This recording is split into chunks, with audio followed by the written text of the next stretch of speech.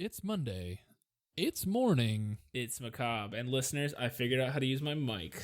Scones has figured out that the last couple episodes he's been talking into the wrong end of his microphone. So hopefully... I love the way you put that. It sounds like I had like a normal stage mic and I was talking the bottom of it. Yeah, you're talking... Yeah. Like, I don't understand what's going on. I'm talking directly into the cable. So hopefully our audio, while remote, is still, it's hopefully better this episode. Hopefully by a decent margin. Dude, microphones for a technology that's pretty old, I have no idea how they work. Absolutely no idea how they work. Each time you speak into a microphone, it's stealing a part of your voice and hiding it away. Yeah, literally sending it along an electric cable and then spitting it out either somewhere through speakers. It just catches it, and then you guys just get to hear it for free. Like, if you are out there and you actually know how microphones work, let us know. We'll do a full length episode where we just be like, "What hold the fuck? The scariest microphones of all time." It'll be like, top 5 horrifying microphones. Like Hitler's microphone. One will be like, I don't know, something scary. What's another scary person? Yeah, no, that was a good. I was thinking of like a Simpsons bit where they look at like the most evil cars of all time, and Hitler's car is like one of them, and like the car from that Stephen King movie. Oh, not Charlene.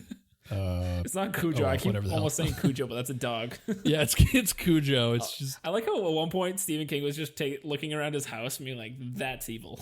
Yeah. My car, my dog, my car. It was foggy outside. He's like, "This just writes itself." Today, Scones is going to be delivering us from evil. That works way better than I intended it to. Yeah, that should be the new slogan. Monday Morning Macabre, delivering you from evil. People will think that we're some kind of Judeo-Christian. Yeah. Honestly, we'd make 1,000,000 times more money. I know, right? We should just go all the way right. Yeah, let's become just a Christian / If we Catholic just became like the podcast. InfoWars podcast, you know how much fucking money we'd make? That's true. I think if we just say amen at the end, we can just say it's Christian. Just be like, and have a good Monday. Amen. And then money, money, money, money, money. Scones is going to be delivering us from evil today. And yes, I have a very macabre subject. Real dark. He warned me it was real dark beforehand. So we'll see what happens. And hopefully this gets put out and is not like that got... if you're listening, it's good. You're here for dark stuff. It's going to be dark stuff. If you're hearing this, we'll try to make we'll try to be tasteful about it, I guess. Because obviously we do joke, and some stuff is like so dark or sensitive that even if we're not joking or directly making fun of it, it can come off as insensitive. But also we joke about in the middle of dark stuff all the time, and it's never intended to like make fun of or make less of these things. It's usually poking fun at some kind of weird detail, like robot grandmas or something, or like samurai swords in the ceiling. Enough preamble. We're going to be talking about human experimentation. Love it. Going to go over 3. Well, one's definitely commonly known, I would say, and 2 not so commonly known human experiments.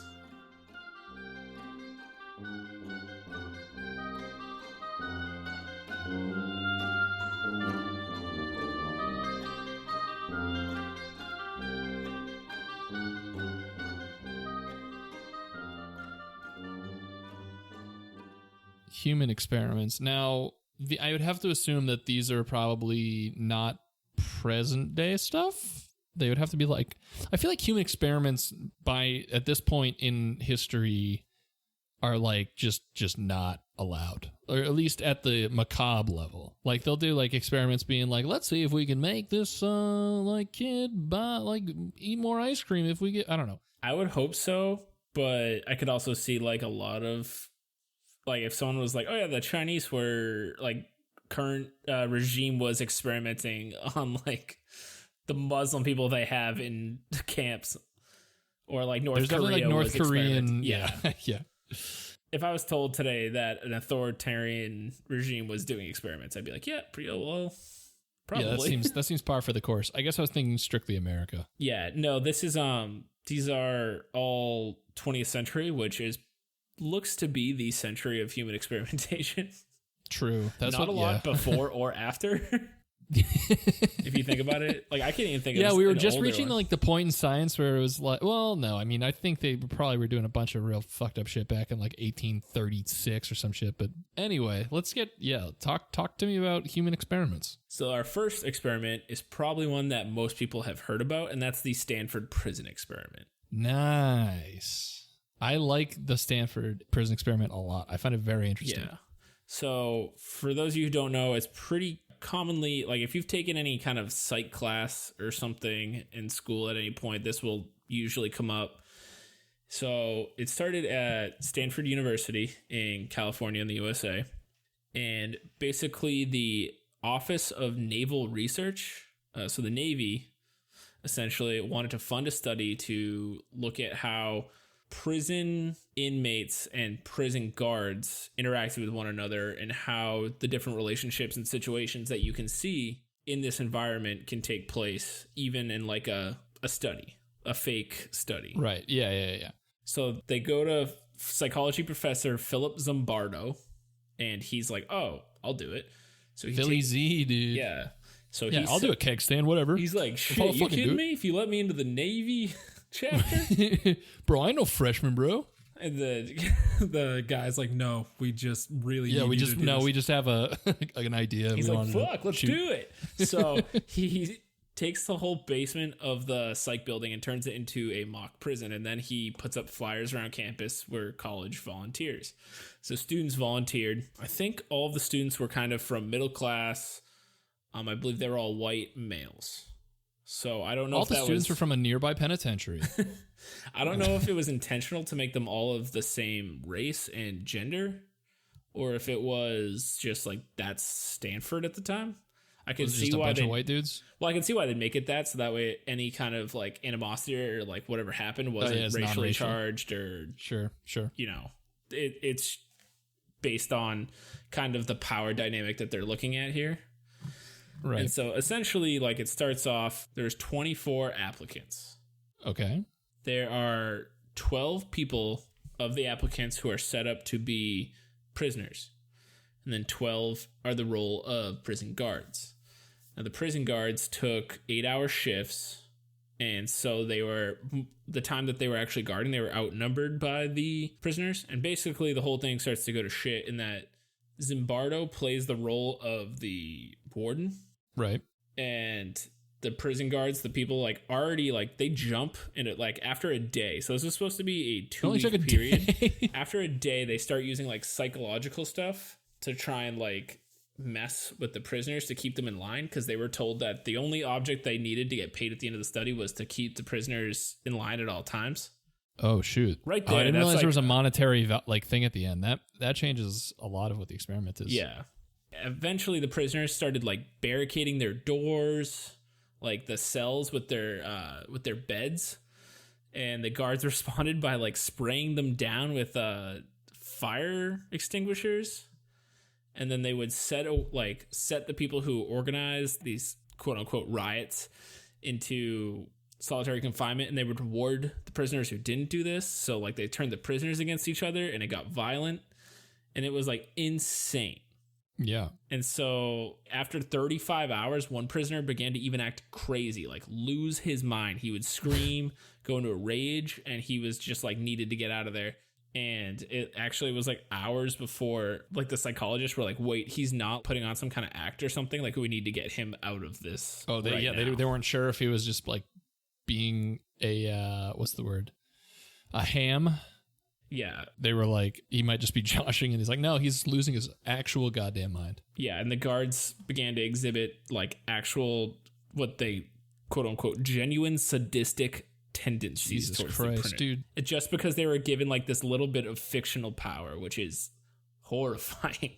The guards did things like they wouldn't let prisoners use toilets. They'd only let them defecate in a bucket in their cells. What the fuck? Well, that's so... Did they recruit just 24 of the most insane people? Like, dude, I don't know. I would love to do the experiment myself, because I would truly be interested to see what happens. Like, is this just a instance of we just got 12 bad apples as guards, and like, or is it truly that compelling of an experiment that like you're like, yeah, I'm gonna make you shit in a bucket now because I can do that for some reason. They went to like dehumanizing the prisoner students like pretty fast. They'd make them like, they'd do like almost like a roll call, and they'd make the prisoners say their numbers instead of their names. Just classic Nazi shit. Pretty much. The whole thing would be called off after only 6 days. This all occurred in 6 days. That's insane. Not even a week. That genuinely seems like a sitcom where they're like, all right, and they leave and then come back like 12 hours later and the whole thing went to shit. Like, like people are like upside down shitting in buckets, like screaming at people. Yeah, like the furniture's bolted to the ceiling. Like what, dude, I took a nap. What happened? Like, honestly, imagine like the guards that came like at the end of the shift who like came in and were like, what? Night shift's here. What the fuck is this? So yeah, Jesus. Pretty much they'd have to cut the whole thing short. They really didn't even get like good info out of it because they can't repeat this study because it obviously is unethical, but it does illustrate, obviously, as an isolated incident, a cognitive dissonance theory, and that's strongly associated with giving people power over other people. I would want to know if the laws like that keep this from being retested were created after the fact, or were they in place and then were disregarded? That's the thing. I'm not even sure if I don't know strictly laws or if it's that just no like one the human would, morality. Like what university would tarnish? Yeah, that's true. Because like they're not like they don't have any. They're the Stanford prison experiment. Like we're looking for 12 prisoners and 12 guards out of the Monday Morning Macabre audience to come on down to the Monday Morning Macabre prison experiment. We've been stuck in these cells at we've been doing this for weeks now at Sling and Dinger's headquarters, and we've been pretty chill about it. So I don't know what their problem was. I'm MMM002. Darcy is MMM001. 001. So if you guys want to be MMM0022 through 3 through 22, come on down. Give it a like and subscribe, and you'll be joining us in the cells. A strong response also to this was looking at, so this is like 6 days of fake people. Imagine an actual institution. Imagine a day of real ones. Literally though, like actual jails where like they've been there for years. Yeah, that's true. Like, can you imagine how that situation where they don't even know that someone's going to come in to stop it? Like like a guard thinks that any of these guys could kill them at any point. Like the prisoners know like a guard could kill me at any point. Like you could have an Jeffrey Epstein oopsie whoopsie. An oopsie whoopsie in your celly welly. Pretty scary, but also like the most famous one. And I was going to say a classic. To be sure. I would say like it's the rest of those college kids before graduation when they see each other at parties and stuff must be so awkward. Yeah, I can't imagine. Yeah. Like, hey, but what was that, Johnny? Hey, you were the prisoner I beat up? Come over here. Let's I made you shit in the bucket, bro. Now hit this fucking bong, bro. Now that's like a skit, like the post, like the year after the Stanford prison experiment. Yeah, just wicked awkward. So that's obviously horrible. Shows a scary part of human nature, but probably a more tame of the 3 human experiments we're talking about. No one's dead, so I think that's probably a good starting point. I have a feeling like based off of human experiments that I know of, there are deaths involved as we get further down the macabre hole. So this next one doesn't have any deaths, but it is unfortunately, I would say, darker because the subjects did not sign up for it. This one is called The Monster Study. The Monster Study? I fucking love Monster, bro. So, go ahead. 4 guys in the back of a pickup had to chug Monster. One had to wear white sunglasses. The other one had a so one had Cool Ranch Doritos. The other 3 had normal nacho cheese. They beat the shit out of it. So the Monster Study was showed to me, or I got the lead from a listener, author Ryan Benson. Oh. He sent me the Monster Study, told me to check it out. I checked it out, and I was like, wow, that is macabre. So we're bringing it to your ears thanks to Ryan Benson. Thanks to Ryan Benson. Who's an author. Check out his stuff. So anyway, the monster study was a stuttering experiment performed on 22 orphan children in Davenport, Iowa in 1939. Okay. So go on. I've never heard of this, but you've got my attention. I assume you've heard of or met someone with a stutter? Yes. Common my sleep paralysis demon. Yes. So a common speech deficit, and 22 orphan children in Davenport, Iowa were involuntarily experimented on by Wendell Johnson from the University of Iowa. He was Wait, sorry. Did they all have stutters? We'll get to that. So, oh, baby. Wendell Johnson and his graduate student, Mary Tudor, conducted the experiment. Half of the children received positive speech therapy, praising the fluency of their speech, and the other half got negative speech therapy, belittling the children and like shitting on them for their speech imperfections. Well, I mean, if they had imperfections, as a father. So yes, that's the perspective Morty Macabre needs. Yep. So basically, 22 subjects are selected from the Veterans Orphanage in Iowa. None of them were told what was happening, and they all believed they were just getting regular speech therapy, which is so fucked up. That's super fucked up. Like, not that, and definitely not legal. So basically, the aim of the study was to see if you could induce stuttering in a child without a stutter, and to see whether or not, if you told a stuttering student that they didn't have a stutter, if it would change anything. Why didn't they just start and stop there? Why do they need to do the shitty part? They could have been like, hey, if we just tell them that it's great and it fixes it, awesome. Why do we have to have the, like, we're going to scare the shit out of these kids until they start not talking right? Like, I don't know. It's experimental design, maybe? I don't know. Okay, keep going. So basically 10 of them were students with stutters of varying degrees, and the remaining 12 children were chosen at random from the population of normally fluent orphans. So there was four groups, I should say. I say two because it's kind of weird the way they number them. So there's four groups. There's group 1A and group 1B. 1A was going to be told that their speech was fine, even though they had a stutter.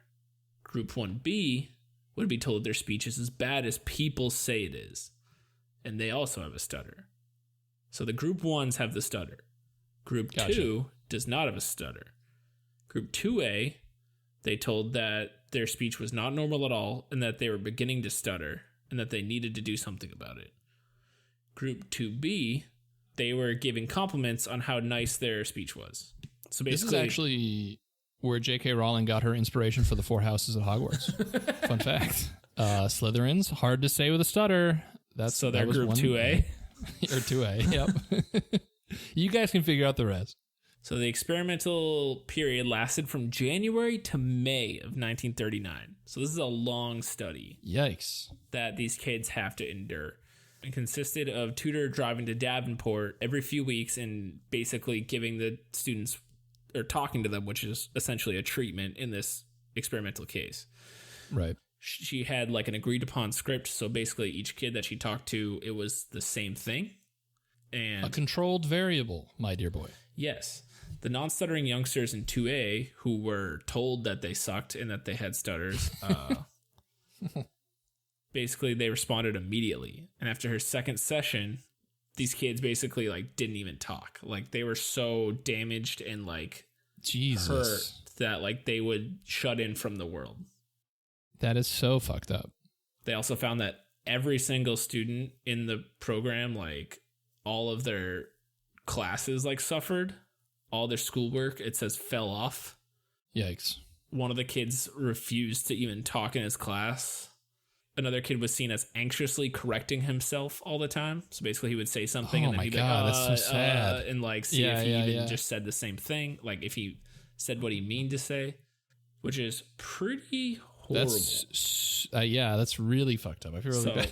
Yeah, a lot of these normal speaking orphan children who received negative therapy in the experiment suffered negative psychological effects, and some of them would even retain either just anxiety to speak or a stutter for the rest of their lives. Yeah, thanks, Wendell, you dick. Obviously had lots of criticism when it got out that this was happening. not just the fact that it's inhumane, but two, that the findings and the setup were flawed and that it really didn't tell them anything. It was just like, if you're a dick, say if you put down a kid, he's gonna feel anxiety about talking. Yeah, that makes like yeah, exactly. It really was good like experiment. It has dude, nothing like, to do with a stutter. It more just showed like if you're really mean to kids, especially so orphans who have almost no support group, like they're gonna be horrified of society and anything that you make them feel bad about. Jesus Christ. How could they not have thought that part through? Like, yeah. And it was even like further criticized after like human experiments conducted by Nazis during World War II were exposed, because it got kind of compared to those as the Nuremberg trials were happening. And I believe that some of those kids are actually suing the University of Iowa, like actively. Wait, I thought you said this was in like 1938. 1939. Yeah, they sued him in 2001. Oh. Many of the orphans testified that they were harmed by the monster study, but outside of Mary Tudor, who testified in deposition on November 19, 2002, she's the grad student, mind you, there were no actual eyewitnesses to these events. The advanced age of the three surviving former orphans helped expedite a settlement with the state. The Iowa Attorney General Office said in a press release that the settlement of $925,000 was fair and appropriate, although the state refused to accept liability for any potential harm caused to the orphans. That's so stupid. So essentially, they kind of, I don't want to say waited too late, but the fact that this lawsuit happened so late meant that there weren't really any surviving witnesses. Yeah. But they did get some kind of money. I'm sure it wasn't really worth it for the lifetime of anxiety. Yeah. Shit that they had to go through. That's the dumbest study I've ever heard of, and that sucks. Yep. Just depressing. Luckily today, the American Speech Language Hearing Association prohibits the experimentation of children when there exists a significant chance of causing lasting harmful consequences. Oh, look at that. Some fucking forethought. I would also bet that it is illegal to form any kind of experiment with kids who don't have guardians that can speak. Yeah, I was going to say parental consent. The fucking with orphans seems... that was going to be my other point, was like, you had to go straight to the most disenfranchised. You couldn't have at least started with like, I don't know. That's why I feel like they knew they were... Yeah, right. They're like, that's when they realize, hey, this study's kind of shitty. Maybe we should just do it on kids who can't tell their parents because they have none. Exactly. That's how I know that they're assholes. Yeah. And like the son of Wendell Johnson, like vehemently defends his father. They say that he did not intend to harm the orphan children and that none of the orphans were diagnosed as stutterers at the end of the experiment. I'm like, hey, dickhead, why'd you pick orphans then? Like, asshole. Oh boy. Well, that's a shitty study. Yep. And we're just getting into the worst of it. Yeah. So this one, I assume this next one's like Vault 211 or whatever the fuck it's called. You're close. Yes. Yeah. Okay. So Scones texted me earlier, like being like, hey, it's going to get dark. And my mind immediately went to this specific thing. So it's just a heads up right now. It's dark. So I had never heard of this. So what we're talking about is Unit 731. That's what it is. Now, this is something I've actually like done research into in the past and like have thought about bringing it up, but I was like, I don't know if I should. Yeah, I guess I'm going there. So I'm glad that you are. Yeah. So essentially, I never learned about this in school. This is a World War II era horrific crime. Oh, I hope nobody's learning about this in school. I mean, I learned a lot about like Nazi prison camps. I learned a lot about Auschwitz and the horrible stuff in the European theater, and then a little bit about the rape of Nanking, but I never learned about Unit 731. Yeah, you're going to learn today. Yeah, at least this is something that people should know about because it is horrible and should never be. It's one of those things that in history that it should be taught because it should never be repeated type of thing. Yeah.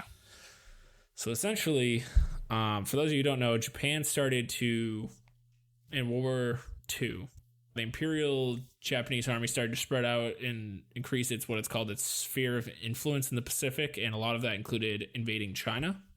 And after they invaded China and occupied a lot of the cities, they set up what is called the Army Epidemic Prevention Research Laboratory. And so the Emperor sets up Surgeon General Shiro Ishii, who's the main douchebag who we're going to talk about. So he organized the secret research group, which would be Unit 731, for various chemical and biological experimentation in Manchuria. He got the idea in 1930 after a 2-year study abroad trip, and he, I guess, got the impression that Western powers were developing programs in biological and chemical research. That was a way different study abroad that he took. Yeah. Most of this would happen in Zhongma Fortress. It's a prison or experimentation camp in, this is a tough pronunciation, Bayine, a village 100 kilometers south of Harbin in the South Manchuria Railway. In autumn of 1934, a jailbreak happened that would basically shut it down because there was a lot of destruction to it, and that's when General Shiro was allowed to move in and set it up. So we got spooky lab setup. Yep. So basically in 1936, they start to put together the Epidemic Prevention Department, and from August 1940, the units collectively known as the Epidemic Prevention and Water Purification Department of the Kwatong Army, or Unit 731. So basically that's just a lot of me talking about nonsense of how this was set up and how it was kind of masked as this research for like anti-epidemic. They're basically saying that they're setting up like a CDC. Yeah. When really it was much darker. A special project codenamed Maruta was set up, and this was using human beings for experiments. Test subjects were gathered from a surrounding population and were sometimes referred to euphemistically as logs, which is fucked up. So they would say like, how many logs fell today in the forest? Yikes. If people did not survive the experiments. Oh yeah, that's what Maruta means. And basically it was a joke by the staff, but also because the facility was, they told everyone around there, like the locals, that it was a logging facility, like a lumber mill. Yikes. Which I don't know how yeah. how do you not know that if logs aren't going in and out of this place? Yeah, right. You know what a logging facility looks like. Not that I'm sure they were an occupied power. I'm not sure they had any that's a good say point. or time to really look into it. Some more fucked up stuff that the Japanese army at this point was doing was they published a lot of their research in peer-reviewed journals, and they got away with this by not saying they experimented on humans. They said they experimented on Manchurian monkeys. Yikes. Or long-tailed monkeys, which is fucked up. They would basically take in anyone that they deemed was like suspicious activities in the area, and this was infants, men, the elderly, infants, women, pregnant women. What is suspicious about, what is an infant doing that you're like, I don't know about this one, he might be up to no good? I have absolutely no idea. So they're really just taking anyone they can, that is they're preying upon. It's the citizens. Horrible. They did vivisections. Do you know what a vivisection is? Isn't that when you cut open through the center and like... Yeah, basically the person's alive. Yeah. And this is, at the time, was done without anesthesia. And they would do it to remove organs or study, I guess, how like they bled out when they were cut open. Who would have thought? Horrifying stuff. And it almost always ended with the victim dying, obviously. There's no anesthesia or anything.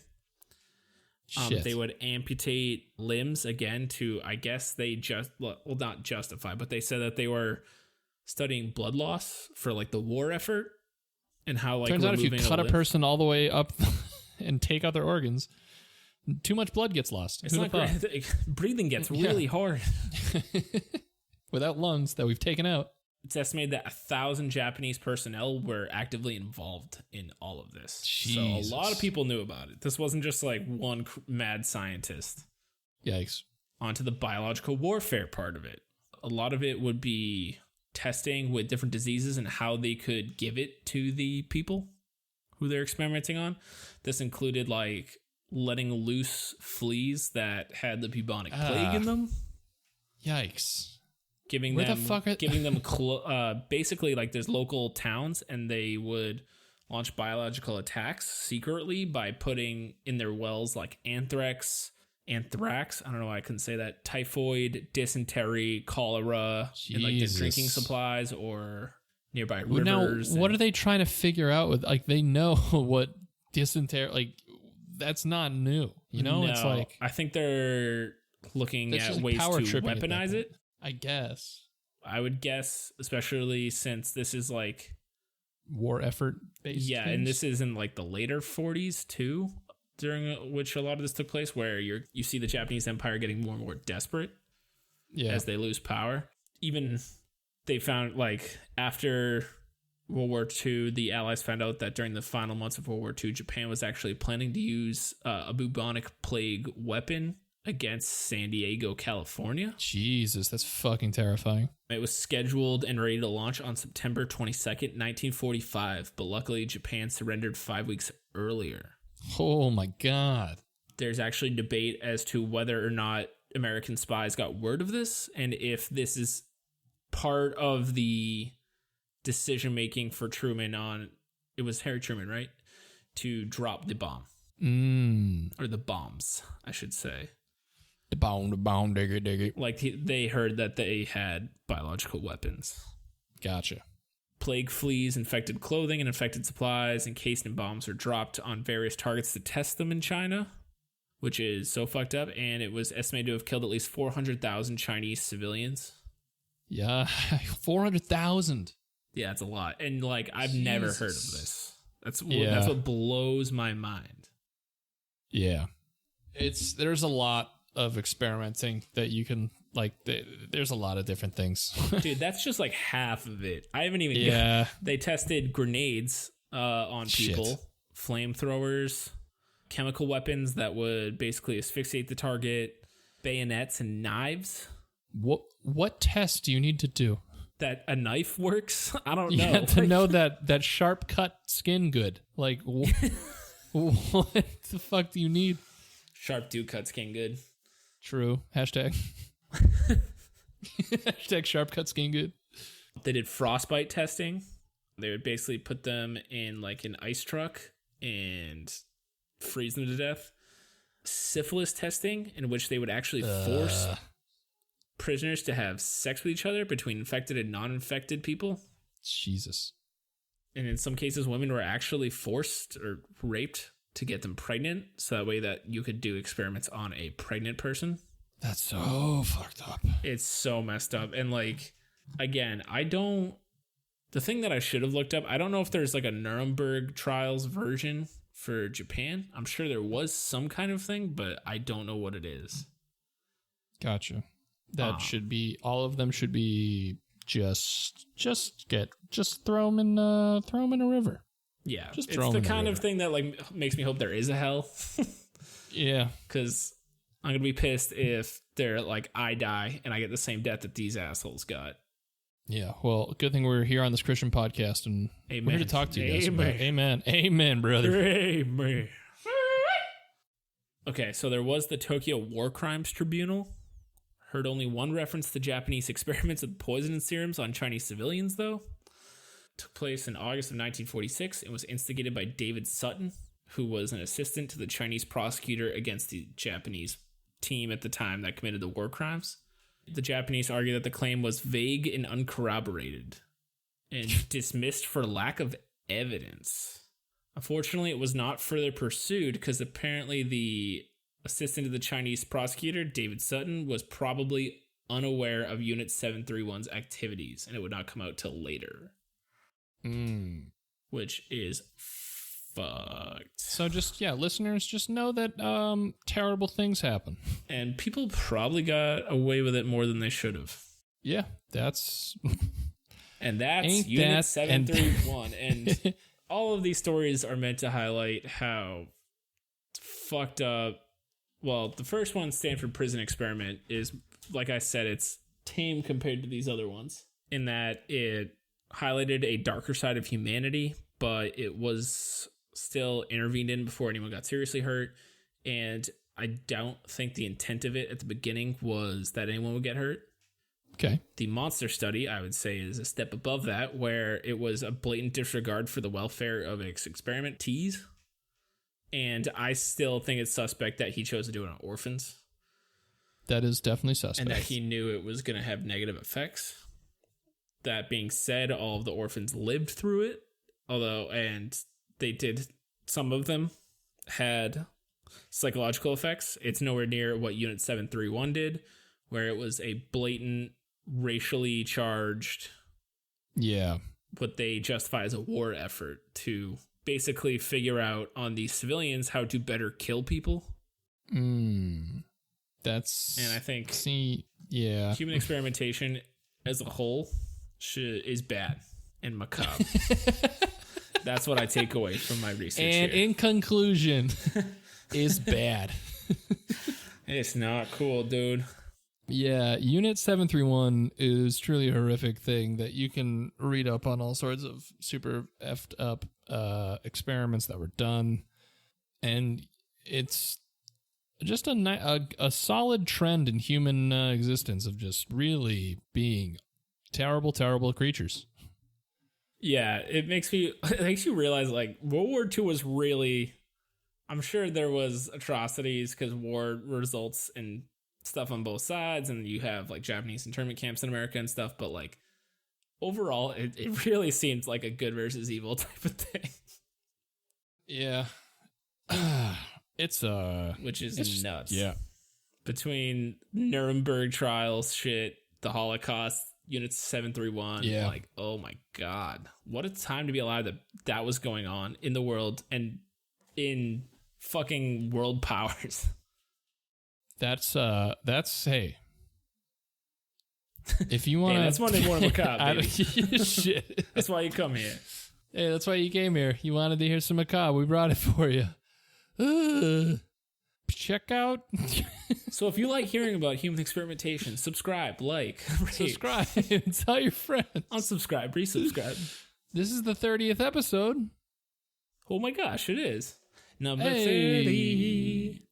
Number Big 30. Number 30. 30 doing something for 30 weeks it's something, you know? Yeah, I've never kept to like a diet for that. So yeah, I was going to say, imagine going to instead of this, we just went to the gym. We would be huge. Start a fitness podcast.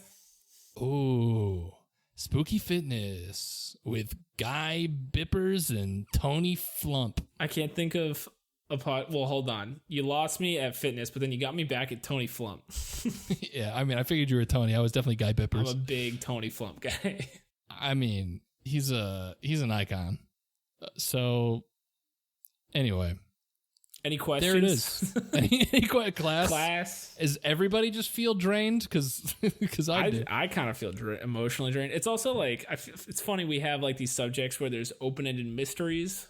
And it's like, oh, what do you think happened? Like stuff like that, room for discussion. And then there's ones where it's just us laying out like, evil shit happened. Here it is. Here it is. Eat it. Enjoy it. You like macabre? I'm going to make you smoke a whole pack of macabre. Yep. Oh, boy. Today was a whole pack. How's your kid? Oh, she's good. Oh, that's good. I've been yelling at her for stuttering, but besides that, it's been good. Yeah. You make her dress up like a guard and you're a prisoner. Yeah. Hasn't figured that part out yet, though. She's not good at it. She hasn't sprayed you down with a fire extinguisher yet.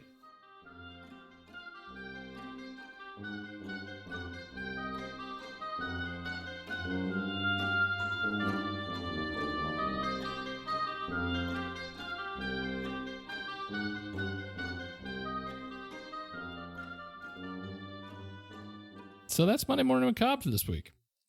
Hope you Follow liked us it, on our. listeners. Hope you liked it. Please like it. Follow us on socials: Twitter, Macabre Pod, Instagram, Monday Morning Macabre, and then check out MondayMorningMacabre.com and send us your, what do you want to hear? Yeah. Tell your friends. Thanks tell again your to loved ones. author Ryan Benson for that awesome monster study recommendation, something I never heard about or read about or learned about. And then thank you again to the Free Encyclopedia Wikipedia. If you want a digested amount of information for any of those things, just check them out. There's a lot. Especially Unit 731. I barely went into it got ugly real fast. Yeah. And also there's a 2015 movie on the Stanford Prison Experiment as well. Nice. So have a good Monday. Yeah, have a good Monday. Hey, amen. Praise up. Goodbye. Bye.